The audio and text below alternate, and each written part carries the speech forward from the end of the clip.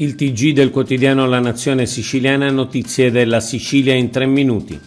Il centrodestra compatto approva la manovra bis. L'approvazione della manovra bis da 250 milioni alla Regione è un successo per il presidente Renato Schifani e per l'assessore all'economia Marco Falcone, ma è anche un successo di tutto il centrodestra che, quando è unito, ottiene risultati certi.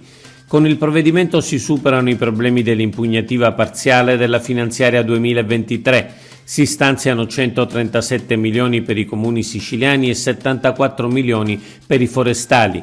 La manovra avvia la stabilizzazione di 1.166 lavoratori PIP, chiude alcune partecipate in liquidazione, stanzia 10 milioni per i consorzi di bonifica di Agrigento e Siracusa, consentendo attività e pagamento stipendi, e infine stanzia 5 milioni per la continuità territoriale.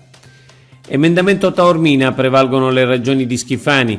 L'Assemblea regionale ha approvato ieri il testo predisposto dal presidente Schifani per consentire ai comuni sedi di parchi archeologici di incassare una percentuale sulla vendita dei biglietti di ingresso ai siti.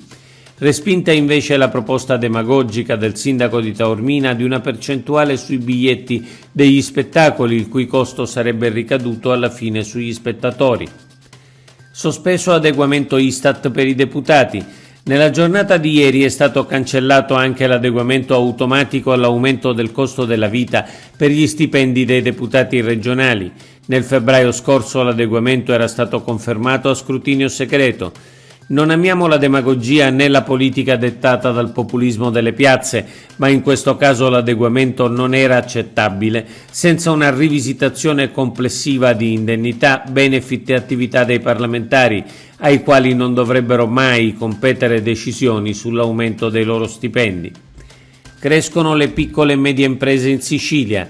Secondo il rapporto di Confindustria e Cerved, le piccole e medie imprese siciliane superano le difficoltà della pandemia e hanno vissuto il 2022 come l'anno della ripresa. Quasi in controtendenza con il dato nazionale, le piccole e medie imprese siciliane aumentano del 7,2%, segnando l'aumento più rilevante in Italia.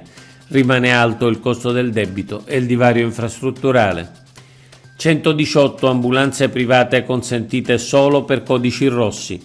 Sistema urgenza emergenze 118 in Sicilia, si cambia. Un decreto dirigenziale dell'assessorato alla sanità rafforza i meccanismi di controllo nel ricorso ai privati da parte della Seus, società che gestisce il 118 in Sicilia. Il ricorso ai privati è adesso assoggettato a regole stringenti riferite esclusivamente ai casi di codice rosso. Occorrerà accertare in maniera rigorosa i requisiti di accesso e gli standard di qualità. Infine andrà verificato ogni aspetto connesso agli accertamenti antimafia. Governo regionale punta a riapertura a Terme Sciacca. L'obiettivo del governo regionale è riaprire le terme di Sciacca. Il punto di partenza è il bando della Cassa Depositi e Prestiti, come ha riferito ieri l'assessore regionale all'economia Marco Falcone nel corso di un incontro all'Ars.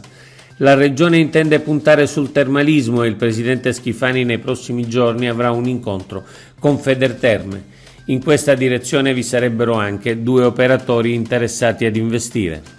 Oggi è tutto per l'informazione della Nazione Siciliana notizie.sicilia.